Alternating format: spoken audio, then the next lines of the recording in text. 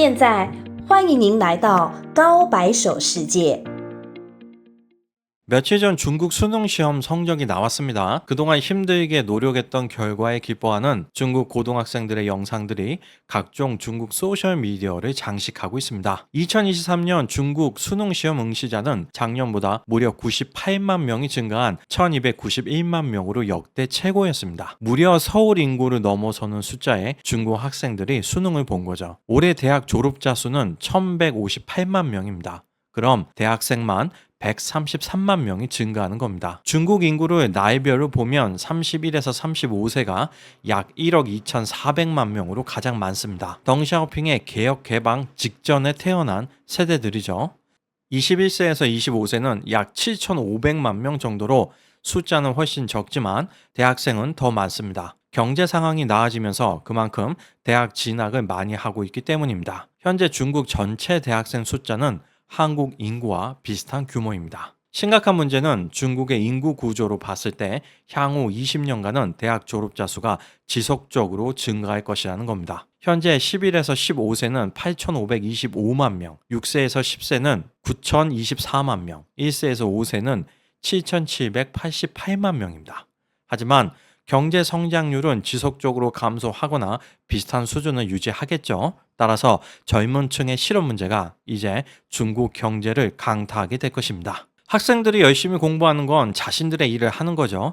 학생들이 열심히 한 만큼 어른들도 그들의 노력이 공정한 평가를 받을 수 있도록 입시 제도를 공정하고 합리적으로 만들어야 하는 책임이 있습니다. 하지만 전 영상에서 자세히 말씀드렸던 것처럼 중국 학생들이 베이징에 있는 명문대에 가기 위해서는 베이징에서 살아야만 유리합니다. 작년 입시 데이터를 보면 베이징에 살면 상위 1%만 되어도 입학할 수 있는 베이징 칭화대학교를 허난선 학생들은 상위 0.04%에 들어야만 갈 수 있었습니다. 중국의 대학교들은 지역별로 입학할 수 있는 학생 수를 미리 정해놓기 때문입니다.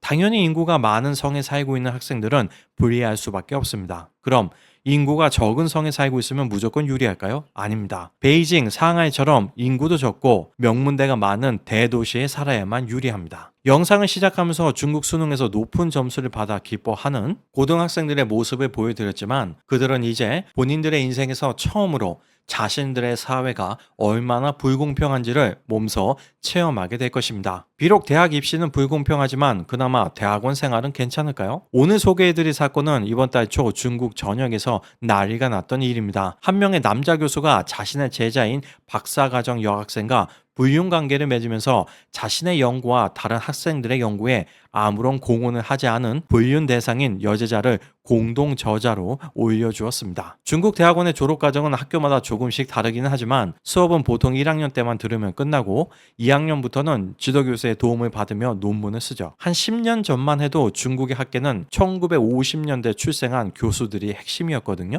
문화대혁명이 끝나고 바로 대학에 입학한 세대죠. 이 사람들의 특징이 뭐냐면 초, 중, 고 때는 문화대혁명 시대라서 공부를 제대로 안 하고 대학교에 가보니 선배도 없고 교수도 없어. 그냥 자습하다 졸업을 했는데 그 중에서 석박사를 한 사람들이 교수가 된 거예요. 평생 제대로 공부를 해본 적이 없는데 아는 게 뭐가 있겠어요. 이렇게 표현해서 좀 미안한데 현재 중국의 50대, 60대 교수들은 제 개인적으로 80% 이상은 전혀 실력이 없다고 생각합니다. 다만 요즘 40대 중국 교수들은 2000년 이후 유학도 많이 다녀오고 학술계의 경쟁도 치열해져서 실력이 있는 사람들이 많죠. 중국 대학원 생활의 어려움 중 하나는 졸업 논문을 발표하기 전에 망션이라는 블라인드 테스트를 거쳐야 한다는 겁니다. 중국 교육부 시스템에 등록된 교수들한테 석박사 졸업 논문을 배정해서 먼저 검토를 받게 하는데 공식적으로는 어느 학교에 어떤 교수한테 배정되는지 알 수 없고 매번 랜덤하게 배정된다고 하는데 거짓말이죠. 실제로는 비슷한 수준의 학교끼리 그룹을 만들어서 망션을 합니다. 학교마다 통과할 수 있는 조건이 다르긴 하지만 명문대 같은 경우에는 망션 5명을 하면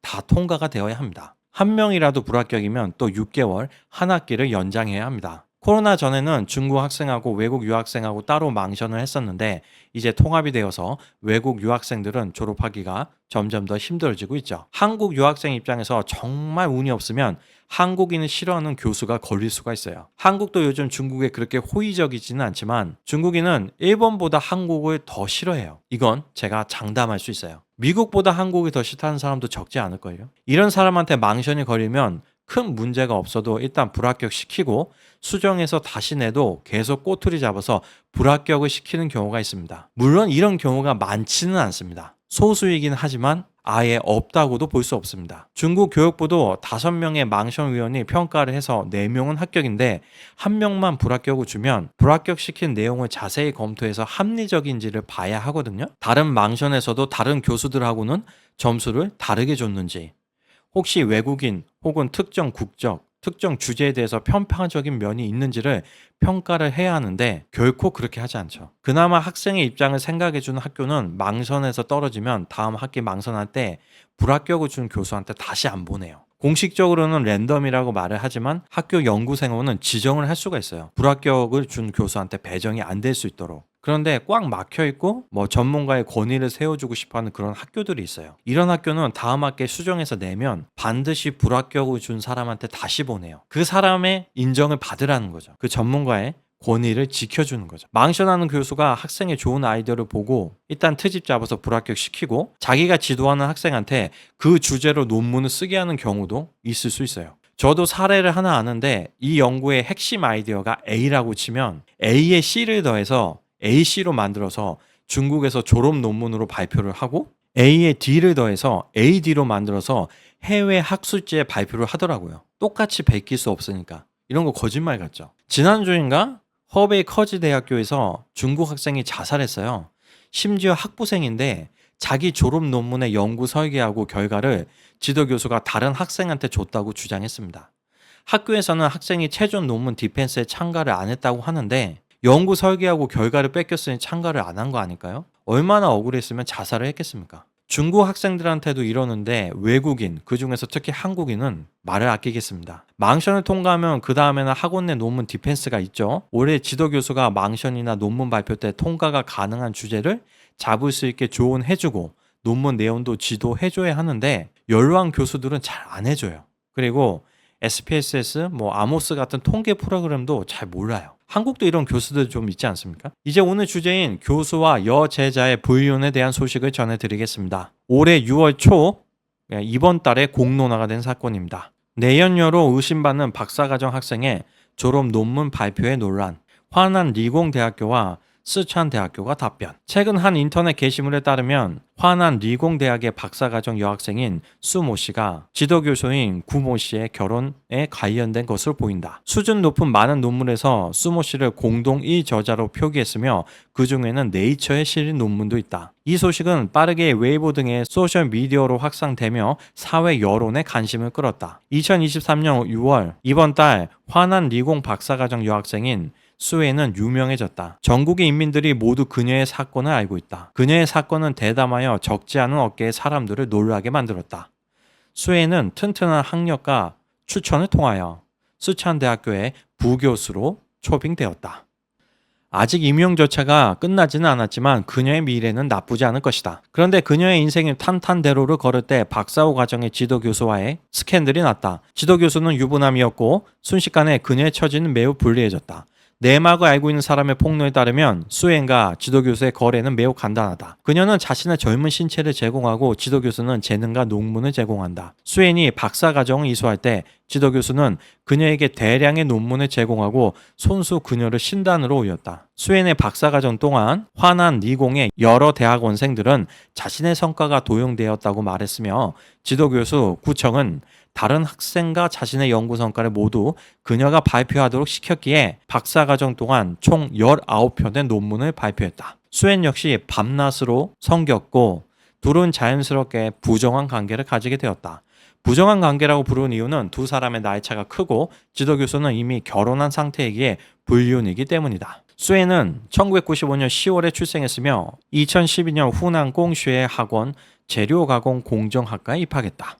이 대학은 후난선의 보통 R번 학교로 입학 점수가 그리 높지 않기 때문에 고등학교 과정의 기초가 튼튼하지 않다는 것을 뜻한다. 수에는 2016년 총칭 리공대학교의 재료가공 석사과정에 입학했으며 2019년에 화난 리공대학의 박사과정에 합격하였는데 지도교수가 연구원인 구청이었다. 공개된 바에 따르면 구청은 지린대학교를 졸업하고 일본의 연구소와 교토대학교에서 박사학과정을 이수했으며 중국으로 귀국하여 화난 리공대학교에서 박사과정 학생들을 지도했으며 현재는 스촨대학교에서 가르치고 있다. 웹 게시물에 첨부되어 있는 영상을 보면 한 여성이 교단에서 박사 졸업 논문 발표회를 하고 있고 몇 명의 평가 교수들은 앞에 앉아 있다. 한 명의 교수가 여자 박사의 PPT상의 문제점을 지적하고 전문적인 내용에 대해 질문했다. 수혜는 의외로 학술 문제에 대해서는 전혀 모르고 학술 능력이 전혀 없었기에 당시 여러 심사위원들은 화가 나서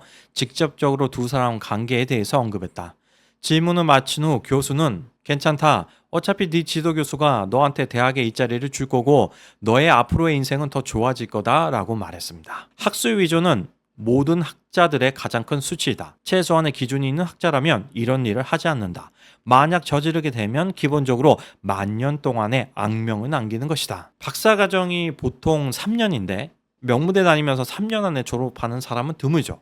그런데 저 여자 박사는 3년 동안 논문만 19편을 발표했습니다. 1년에 2편을 발표해도 10년 걸리는 거잖아요. 부윤관계인 지도교수가 본인 논문하고 다른 학생들이 힘들게 쓴 논문에 그냥 저 여제자의 이름만 공저자로 넣은 거죠. 그러니 실제 그 논문을 쓴 학생들은 얼마나 화가 나겠습니까? 자기 졸업 논문 디펜스인데 아무리 본인이 직접 안 쓴 논문이라도 공부라도 확실히 하고 참가해야 하는데 자기 애인인 지도교수만 믿고 나온 것 같아요. 그러니까 질문에 대한 답변도 제대로 못하죠. 화난 리공대학교는 지도교수 구청을 이미 올해 2월부터 학교를 떠났다며 손절을 했고요. 스촨대학교도 무관용으로 엄정하게 처리한다고 합니다. 아마 여자 박사 임용은 취소될 거고 남자 교수는 연구원은 해도 강의는 못하겠죠. 오늘은 중국의 대학 입시와 대학원 과정에 대해서 조금 알아봤습니다. 수능 시험을 끝마친 중국 고등학생들은 이제 고생 끝이고 행복 시작이라고 생각하겠지만 불평등한 입시에서 한번 크게 상처받고 나중에 대학원에 가면 더 심한 불공정에 맞닥뜨리게 될 겁니다. 오늘 영상은 여기에서 마치겠습니다. 감사합니다.